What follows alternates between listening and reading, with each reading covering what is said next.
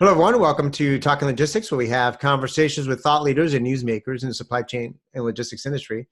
It's my great pleasure to welcome today's program Josh Hunt, who's Development Manager at Blue Jay Solutions. And today we're going to talk about forming a partnership with your software as a service provider. Now, sending out a request for proposal or RFP is what most companies do when they're looking for a technology solution. But what if instead of a request for a proposal, you sent out a request for partnership? As my friend Kate Vitasic from the University of Tennessee suggested, some years ago. It seems like companies are starting to move in that direction, where instead of looking for a vendor of technology solutions, they're actually looking for a partner, someone that they're going to be able to work with and help them achieve their objectives. But what factors are driving this change? How do you go about establishing a strong, partnership with a technology provider? And how does the software as a service model, for example, how does that align with this move toward creating partnerships? Well, that's some of the questions we're going to address in today's episode, and it's great to have Josh in the program, to share his insights and perspective on this topic. So, Josh, welcome to the program. Hey, thanks, Adrian. I'm glad to be here. This is a topic that I've been very passionate over my career and really seen the values in developing a partnership with a customer. Great. Yeah, and it's something that I've been seeing more and more of. In fact, over the past couple of years, I've been hearing companies talk, more about, finding the right software partner, right, instead of a vendor. So in other words, when selecting a solution, it's not just about, features and functions. It's also about how well can we work with this, provider, to help us achieve our goals moving forward. Do you see this trend happening too? And kind of from your perspective, what's driving it?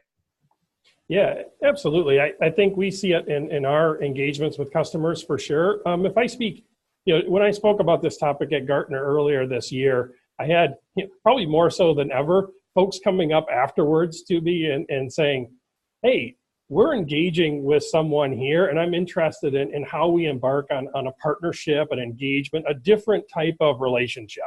Whether they had coined that a partnership or not, but how do we engage in that? I think it comes from somewhat from a practical sense of some of these folks and customers have been around the block once on this sort of on a SaaS provider. We're 20 years into this, in a SaaS model, and there have been some people that have been around the block once and said and learned from that and said the next time around, I think we need to really focus on that relationship part of getting a software provider. I think that's one part of it. I think that it's sort of an evolution of products as well as you see across lots of products. Like it starts to level out, right, feature function wise, as you mentioned. That starts to be going. If you look at like TMS, for example, feature function wise, you kind of have a lot of expectations of what those softwares do today, and there's a bar set there. And I think people are looking beyond that bar now to like, where can I get value? Our customers are looking at where I can get value, and we're looking at as providers, how do we provide value above just, digitizing routing guides and rates and things like that. Some of these software, right, we're down, not just first level of feature functions, but third and fourth and fifth layers of this functionality. It's in there. And now how do we provide value up at this partnership level in a long term to stay engaged with our customers in the long term? Yeah, no, a lot of great points. I know when I've had conversations with companies around this point, one of the things that they've brought up with me is the fact that, hey, we know we've got our immediate needs, right? Whether it's a TMS or WMS, whatever application they're looking for, we've got our immediate needs and we need some functionality to address those needs. But we know, particularly in this market environment, that, a year from now, 2 years from now, 3 years from now, we're going to have a completely set of different needs that perhaps it's going to be, there's going to require some additional innovation on the product, on the part of the solution, or we're going to need help with, trying to get the most out of the solution and trying to figure out how we can leverage a tool to maximize its value, so on and so forth. So they're saying, we really need to be working with someone more from a long-term perspective that's going to, as our needs change, is going to be able to, line up with us and be able to support us, in this more dynamic fashion. So that's what I'm hearing. Do you hear some of that as well? Yeah, and I think as you see, if I go along with that, some of the trends right there with convergence. We talked several years ago. We were talking about transportation convergence and bringing sort of all modes together on a platform, and then really to supply chain convergence. And everybody knew there were places that they needed to grow to, and that they're going to be pushed to grow into. And they looked for a partner to say, who can sort of grow with me, and sort of almost be an organism, right, that can grow and react to the environment and do software functional enhancements to bring that on, provide the network, that's there to maximize the value. So yeah, I think that's a very good point. And they want someone that can grow with them because they know things are changing out there, and now I need to establish this relationship now. Right. Now you brought up, the kind of the software as a service, model. So I mean, relative to, the traditional kind of in-house deployment approach that was certainly much more common, years and years ago. I mean, how does SaaS, help or facilitate this partnership approach? Yeah, I think it's right in the name somewhat, software as a service. And we're looking at a service that we provide. I mean, it's subscription based in most parts, right? I mean, you pay a monthly invoice. That's something, I'm putting my invoice in front of you every month for the service that I'm providing you. And this is something that you can choose to not go with anymore. So I think that SaaS providers are on the hook to provide that value month over month and year over year, where we have to sit in front of our customers and say, how are you providing me value for what I'm giving you? And I think that the SaaS model there plays a big role in having that active relationship and showing the value day over day. Yeah, no, that's a good point, because I mean, I think that before, historically, it was almost like kind of a leap of faith, right? In the old days, right, where you would put in all this capital, you might spend $1 million on a license fee, and then another million or two, right, to deploy. And then, then you kick things off. And by that point, you've already spent $3 million. You're not really knowing whether, you're actually going to get the value from this, or, what kind of, relationship this is, going to be. Where I think, with this model, certainly over the years, it's kind of been proven out, you kind of lower that, certainly the financial risk, but also the success risk, right? Because I think, if for some reason things are not going well, and it's not obviously, that simple as just, you pull the plug. Right. But at the end of the day, I think you to your point, I mean, you are paying those invoices monthly, over time, and you do have to kind of prove your value every month, if you will, and show that value every month, to ultimately get the renewal, right? If they're going to want to continue to work with you. Yeah, and I think it does drive, as a natural sort of extension of that, is to start to more talk about long-term goals with a partner. This is something I think is really key to this type of relationship, is talking openly about your long-term goals, sharing your initiatives, whether they're strictly in transportation or in supply chain in general, that the strain and the stresses that you're under. Understanding those as on a long-term basis or your years out, so that you can gain some alignment across the product and the customer. I was going to hit on that a little bit with my next question, which is going to be, what's required to establish kind of a strong and effective partnership? Obviously, when you talk about partnership, you should be going into it with a long-term, perspective. I mean, how does the process begin, or how do you know that you're, setting a good foundation for a partnership? Yeah, and it starts with the first engagement, right? And I think that starts in the sales cycle when you're reaching out to a customer and understanding. For me, that partnership comes by not so much, selling a product, but talking to a customer about their issues and what they're confronted with, and really getting in and understanding that. I mean, going to the level of, can I sit and watch some of your folks work? Can I see what they're doing every day? I mean, we've got some examples of where we've done that with different initiatives, and understand what your day-to-day stressors are, what your day-to-day, pains are there. And then it moves from a sales cycle into, you have a contract signed, and then you embark, the rubber hits the road sort of with the implementation, right? And where it becomes important to identify the right roles and responsibilities on that team, build trust. And I think this is really where a partnership is cemented, is in an implementation. This is, in our case, we're looking at like a 3 to 4 month engagement, high level of engagement there. And you're gaining trust amongst those teams. And it's something where if something sort of maybe bad happens during that implementation to the partnership, takes a while to heal.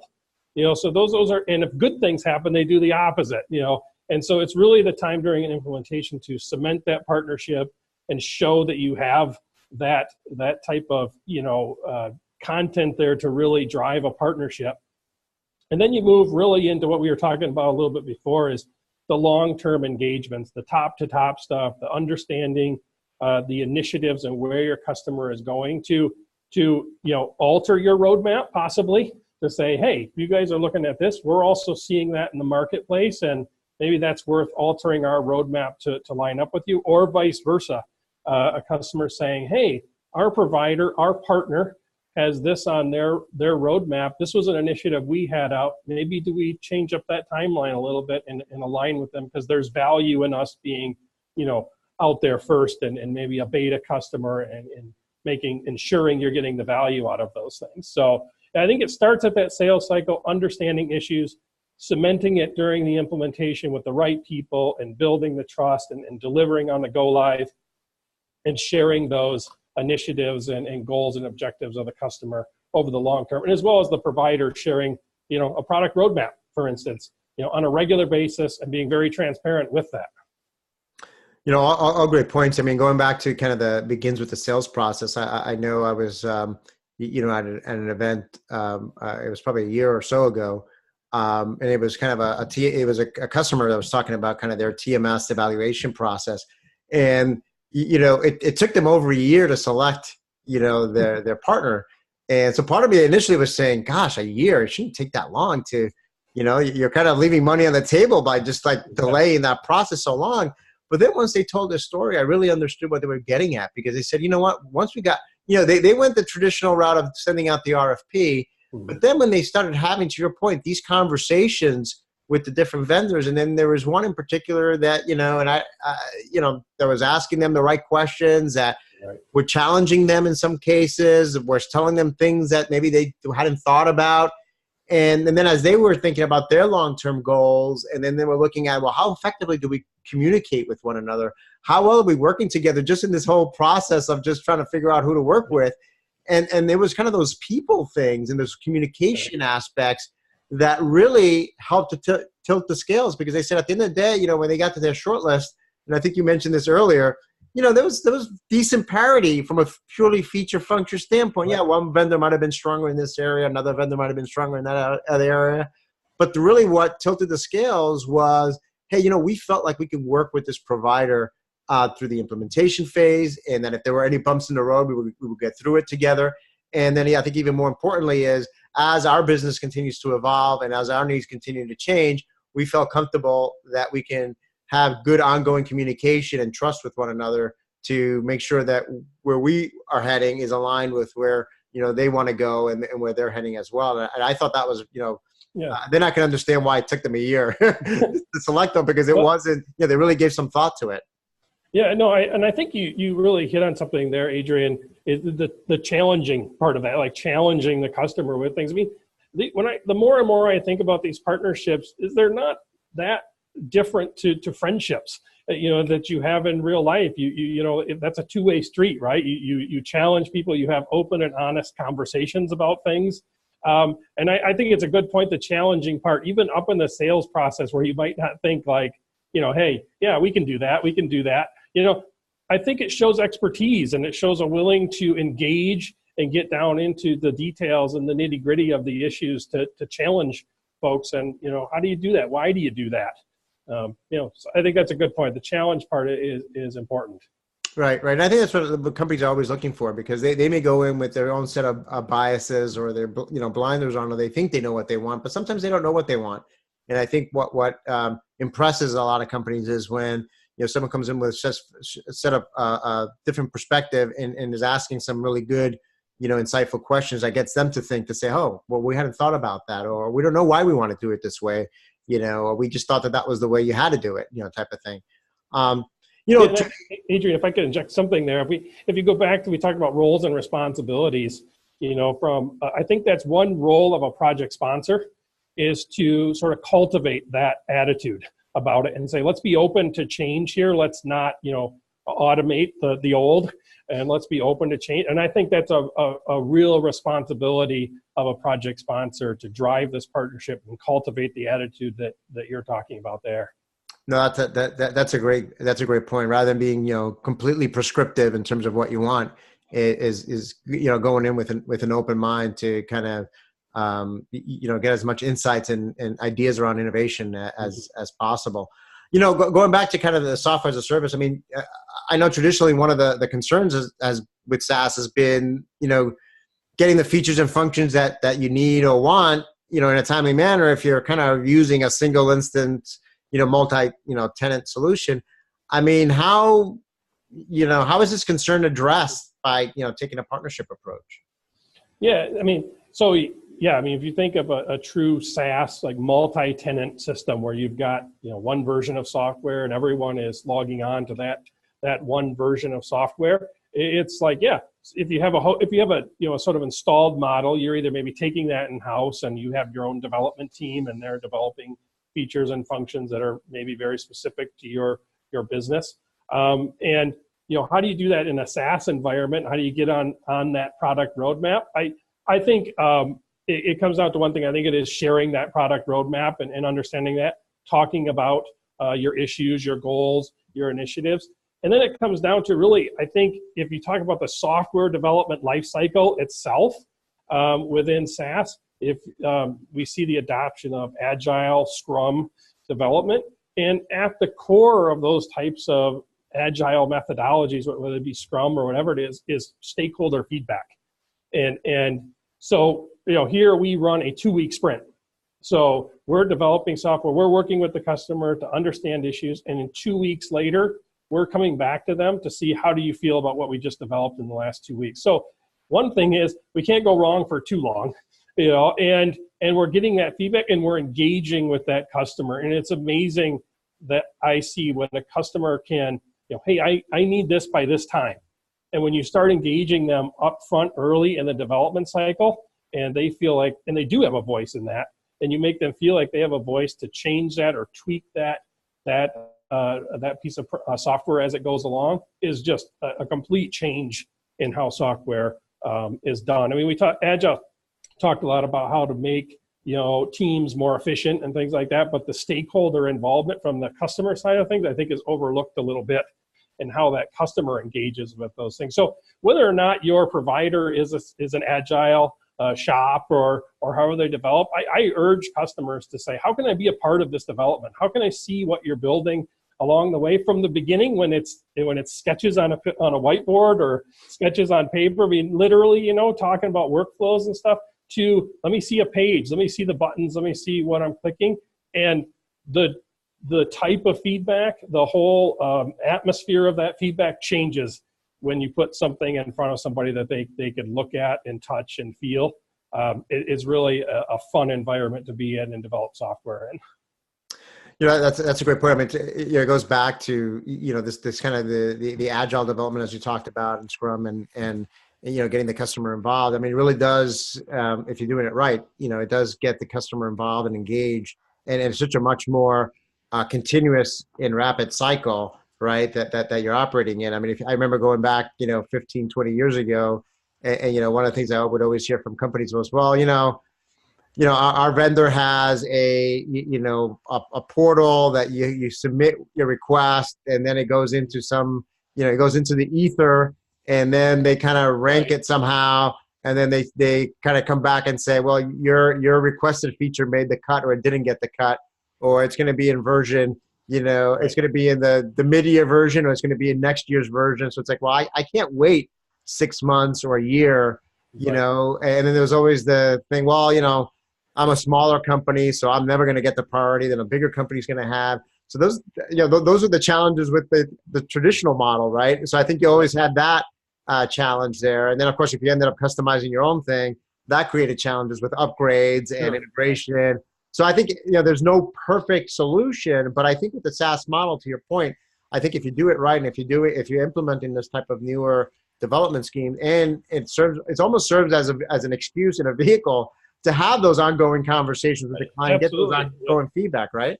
Yeah, it is. It's a requirement. I mean, we look at our members on our team. We have our product owners within an agile team, and it's their job description, right? To get this feedback and help that drive the product. And if we're doing that sort of requirements gathering right up front, where I keep sort of drilling on this, but understanding the issue, when a customer comes to you, maybe they know a solution, right? We all know solutions. I would like a button on this page that does this.